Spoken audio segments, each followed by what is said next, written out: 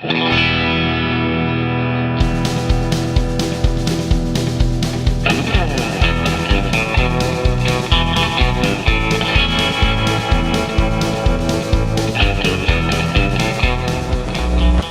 everyone, it's Bob. A few years ago, back in 2013, if you've been following the videos, there was a time where Alec and I bought a couple of ATVs. He was younger, a lot smaller. I bought a Rocetta 150 and I bought this Coolster 125. And he's since outgrown it. And we had a couple of problems with it. Problems that we caused by letting it set, not turning the gas off, not emptying the carburetor. So I wound up changing the carburetor on it and did a few little things to keep it going, and then it wound up setting in the backyard for, I don't know, for 2 years. And we didn't cover it real good. I think we had a tarp on it and it got blown away, and eventually the sun got to it and kind of damaged the finish. But mechanically this thing's always been real good.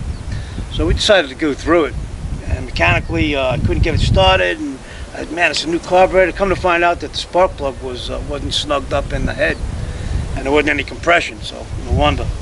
So I've remedied that. Matter of fact, my wife is going to pick up an MGK spark plug that we're going to put in there.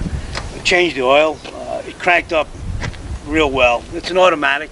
So what we're going to do right now is get it looking good. I bought some paint, and we're going to get away from the camouflage. I got some sandable primer we're going to put on here, thicken it up, and lay it on nice and thick so that scratches and everything get covered.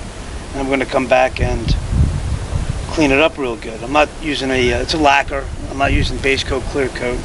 But we're going to be selling this thing. So I'm going to get the handlebars, paint it up, and I'm going to get the frame underneath with upper control arms and all that painted up real good. And then we're going to pull the body off, and like I said, we're going to prime it real good, nice couple of heavy coats, sand it down, put this top coat on, and then we'll put it all back together again. Oil change, NGK spark plug, and this thing's going to run like a champ. Got a new ignition switch, got a new carburetor. I might change the voltage regulator. I don't know that it's bad. It seems like the battery's brand new, by the way. I got it cranked last night. It was kind of dark, and I put the headlights on, and it seemed like they were a little dim. But every time I gave it gas, the headlights would get brighter. So back in the day, in the 60s, that used to be an indication of your GTO or your Camaro was having a bad voltage regulator. We used to tap on the voltage regulator to see if those points would break free and work a little bit better. I don't know. This looks like it's an electronic component for a voltage regulator, but we'll get through that. But the idea is to make this thing beautiful. It has less than 100 miles on it. Alec and I brought it out to the desert a few times. Not like my Rocetta, it got tore up, and actually it's still working, and it's going on 4 years now. And of course, it was down for about a year, but I went ahead, got some new tires on it, and we kind of painted it up a little bit. Didn't spend near the time on it that I want to spend on this, because this has got some value to it. So anyway, let's get to work. Okay, now that we have all the brackets painted, ready to go, I tried to sand down the body as best I could, but I really need to get some of those metal warning tags taped up.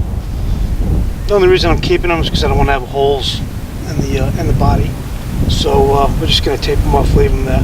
But I'm going to have to take these footrests off. I'll scrub them down and use the restore. And once I get both footrests off, then it's a matter of, it's a two-part deal. And I'll get it out, and we'll hit it.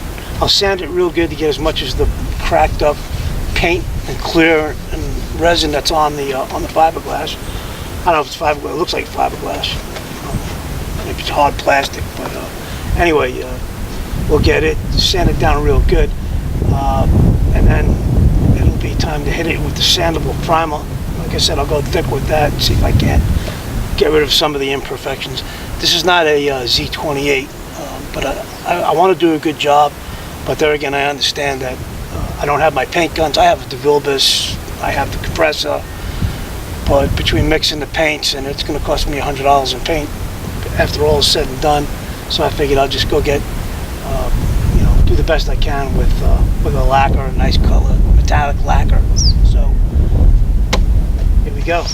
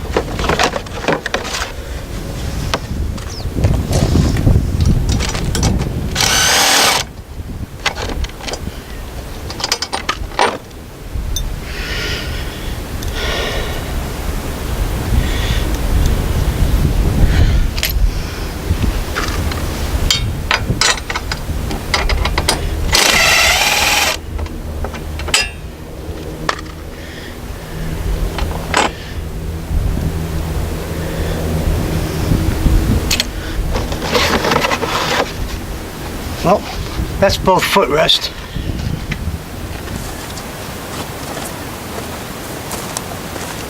Okay, here's the utility brackets that were on it and the little nose cone there.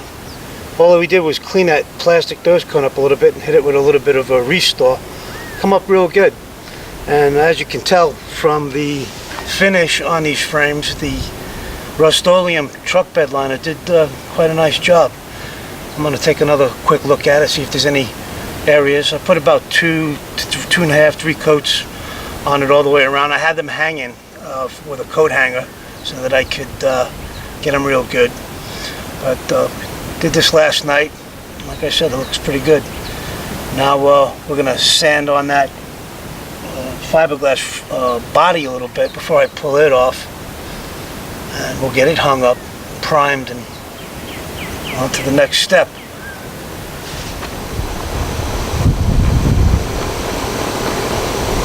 Here it is.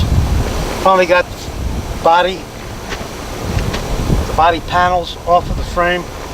I got some soap and water. I'm going to give it a good scrubbing down, and I'm going to see what needs to be done over, paint-wise, and what just needs to be cleaned.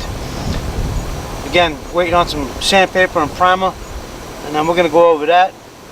Put the top coat on. I think this black trim over here, I'm going to use some of the truck liner on that. I'll tape the rest of it off. But so far so good.